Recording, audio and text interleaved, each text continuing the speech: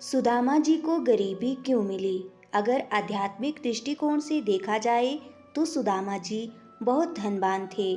जितना धन उनके पास था किसी के पास नहीं था। लेकिन अगर भौतिक दृष्टि से देखा जाए तो सुदामा जी बहुत निर्धन थे। आखिर क्यों?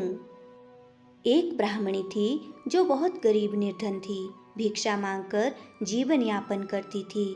एक समय ऐसा आया कि 5 दिन तक उसे भिक्षा नहीं मिली। वह प्रतिदिन पानी पीकर भगवान का नाम लेकर सो जाती थी।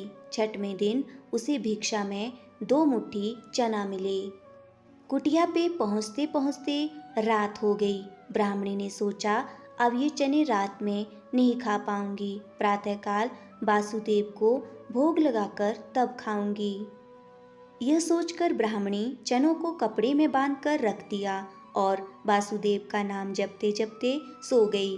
देखिए समय का खेल। कहते हैं पुरुष बली नहीं होता है, समय होत बलवान। ब्राह्मणी के सोने के बाद कुछ चोर चोरी करने के लिए उसकी कुटिया में आ गए। इधर उधर बहुत ढूंढा। चोरों को वह चनों की बंधी पोटली मिल गई। चोरों ने समझा इसमें सोने के सिक्के हैं। इतने में ब्राह्मणी जाग गई और शोर मचाने लगी। गांव के सारे लोग चोरों को पकड़ने के लिए दौड़े। चोर वो पोटली लेकर भागे। पकड़े जाने के डर से सारे चोर संदीप मुनि के आश्रम में छिपे।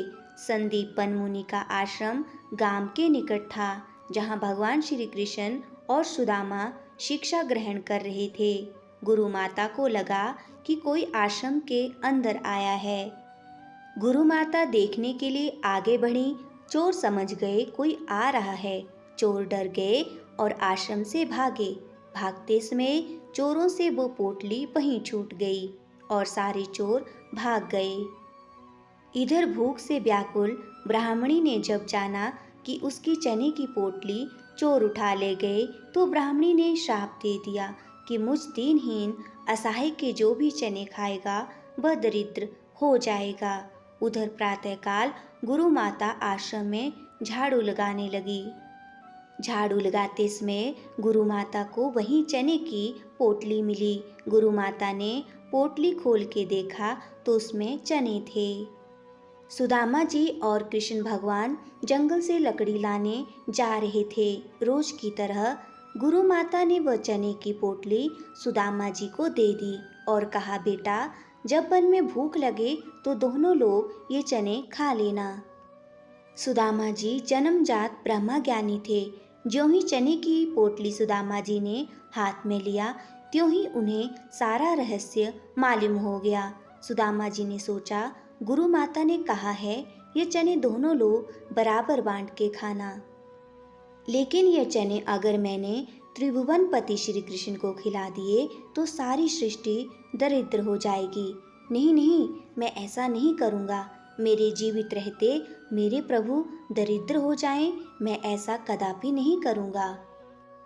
मैं ये चने स्वयं खा जाऊँगा, लेकिन कृष्ण को नहीं खाने दूंगा। और सुदामा जी ने सारे चने खुद खा लिए। दरिद्रता का श्राप सुदामा जी ने स्वयं ले लिया चने खाकर, लेकिन अपने मित्र श्री कृष्ण को एक भी दाना चना नहीं दिया। हेलो मेरे प्यारे दोस्तों, अगर आपको हमारी ये कहानी अच्छी लगे तो प्लीज़ लाइक शेयर करना ना भूलें। धन्यवाद।